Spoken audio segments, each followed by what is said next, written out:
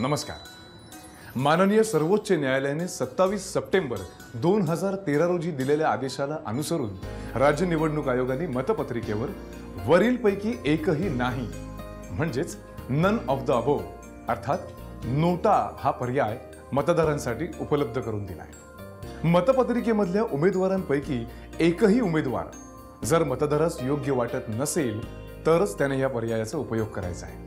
आतापर्यंत बॅलेटिंग युनिटच्या शेवटी जे लाल बटन म्हणजेच एंड हे बटन असायचं ते आता नोटा हा पर्याय आल्यामुळे असणार नाही। आता आपण मतदान करताना मतदान यंत्राचा कसा उपयोग होऊ शकतो ते बघूया। तर हे मतदान यंत्र, याचा एक भाग म्हणजे कंट्रोल युनिट जे मतदान केंद्राध्यक्षांच्या टेबलावर असतं, आणि हे बॅलेटिंग युनिट ज्याचा प्रत्यक्ष उपयोग करून मतदार मतदान करू शकतो। आणि हे यंत्र मतदान कक्षात ठेवल्यामुळे तुमचं मतदान गुप्त राहण्यास मदत होते। मतदान केंद्राध्यक्षांनी बॅलेट हे बटन दाबल्याशिवाय मतदानाची सुरुवात होऊ शकत नाही। त्यानं बॅलेट हे बटन दाबल्यावर बॅलेटिंग युनिटवरील हिरवा दिवा लागतो आणि मगच मतदार आपलं मत नोंदवू शकतो। आता आपण महानगरपालिका, नगरपालिका, जिल्हा परिषद आणि पंचायत समिती अशा स्थानिक स्वराज्य संस्थांच्या मतपत्रिकांविषयी जाणून घेऊया। समजा आपल्या प्रभागातून आपल्याला 2 उमेदवार निवडून द्यायचे, तर आपल्या बॅलेटिंग युनिटवरती 2 वेगवेगळ्या रंगांच्या मतपत्रिका लावलेल्या असतात, ज्यांच्यामधून आपल्याला प्रत्येकी एका उमेदवाराला मतदान करायचं असतं। सध्या आपण पाहत असलेल्या मतपत्रिकांवरची नावं आणि चिन्ह ही प्रातिनिधिक आहेत हे लक्षात ठेवा। आपण आपल्या मताचा अधिकार बजावण्यासाठी आपल्याला पसंत असलेल्या उमेदवाराच्या नावासमोरचं बटन दाबून उमेदवाराला मतदान करायचं आहे। आपण मतदान केल्यावर बॅलेटिंग युनिटवरचा हिरवा दिवा बंद होतो आणि त्याच वेळी कंट्रोल युनिटमध्ये बीप असा आवाज येतो।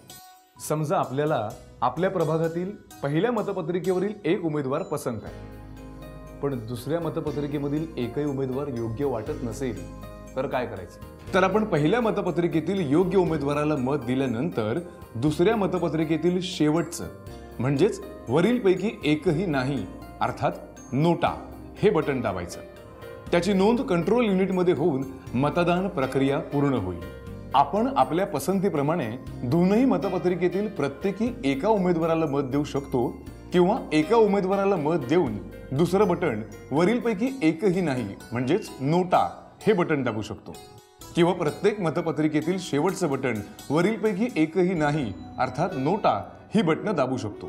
आता आपण अशा प्रभागांच्या निवडणुकींसंबंधी जाणून घेऊया जिथे आपल्याला एकाच मतपत्रिकेतून 2 किंवा अधिक उमेदवार निवडायचे असतात। त्याची प्रक्रिया तीच आहे।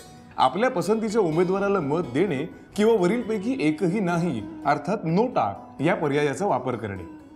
मतपत्रिकेतून समजा 2 उमेदवार निवडून द्यायचे असतील तर मतपत्रिकेच्या शेवटी वरीलपैकी एकही नाही अर्थात नोटा अशी 2 बटणं असतील ज्यांचा उपयोग मतदाता आपल्या विचारानुसार करू शकेल। आपल्याला माहितीच आहे की आपलं मत गोपनीय असतं, त्यामुळे वरीलपैकी एकही नाही म्हणजेच नोटा हा पर्याय वापरला तर तेही गोपनीयच राहील याविषयी खात्री बाळगा।